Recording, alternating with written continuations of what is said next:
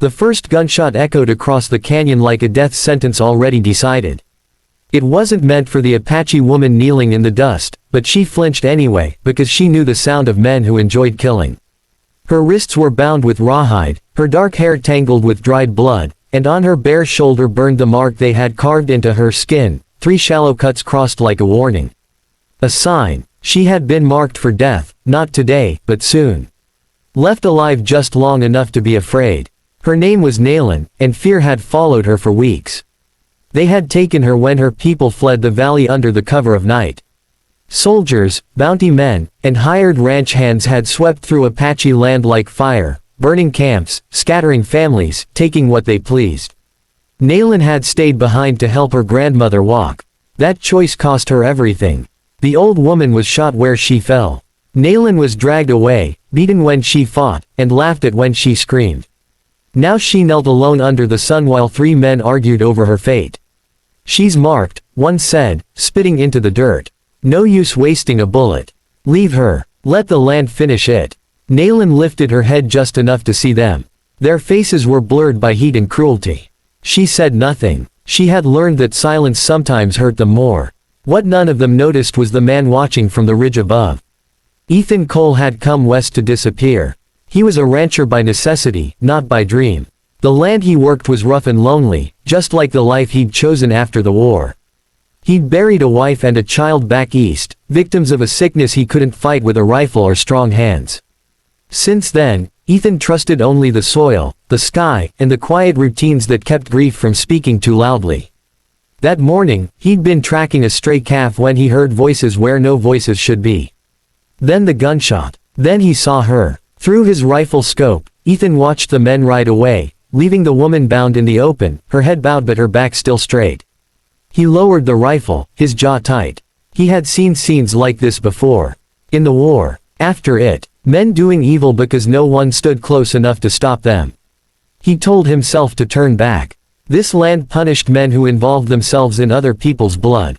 Everyone knew that. But as Ethan turned his horse, the wind shifted, carrying a sound up the ridge. A low, broken breath that was not a plea, not a scream, but something far worse. Endurance. Ethan swore under his breath and rode down. Nalan didn't hear him until the shadow fell across her.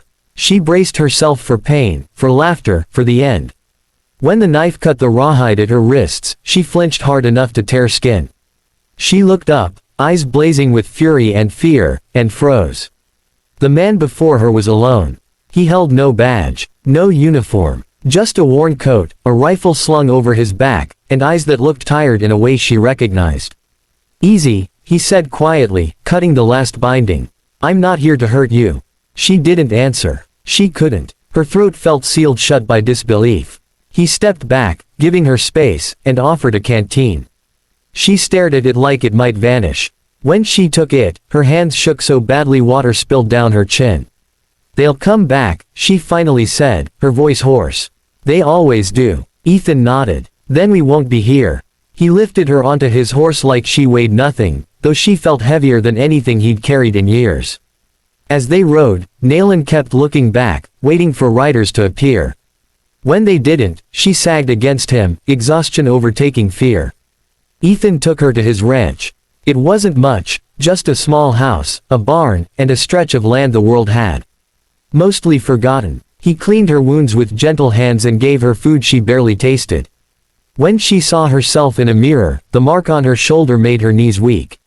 Ethan watched her notice it and turn away. "That mark," she said later. "It means they will hunt me." Ethan met her gaze. "Then they'll have to come through me." She studied him for a long moment, as if measuring the truth of his words.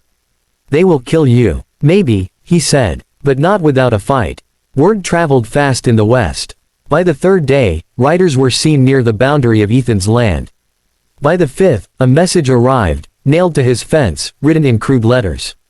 "Give back what's marked, or burn with it." Ethan burned the message instead. Nalan watched him do it, her heart pounding with guilt. She had never asked for this. She had been prepared to die alone in the dust. Now this man was risking everything for her, and she didn't know how to carry that weight. "I can leave," she said that night. "I know how to hide." Ethan shook his head. "You shouldn't have to." That was the moment something shifted inside her. The attack came at dawn. They came hard and loud, expecting fear. They found resistance. Ethan had prepared the land like a chessboard. Trenches hidden beneath dust. Horses led away in the night. Windows reinforced. When the first rider fell, surprise turned to rage. Gunfire tore through the air. Smoke rose from the barn, but the house held. Naylin did not hide. She remembered her people, her grandmother, the mark on her skin. She loaded a rifle with hands that no longer shook and stood beside Ethan as equals, not victim and rescuer, but two souls refusing to be erased. By midday, the attackers retreated, leaving blood and silence behind. The cost was high. Ethan lay wounded, a bullet lodged near his ribs. Naylin pressed her hands to his chest, tears falling freely now. "Stay," she whispered, the word of prayer. He did. When the sun set, the land was quiet again. The men did not return. Word spread of a rancher who fought back, of a woman who would not die, of land that no longer welcomed cruelty.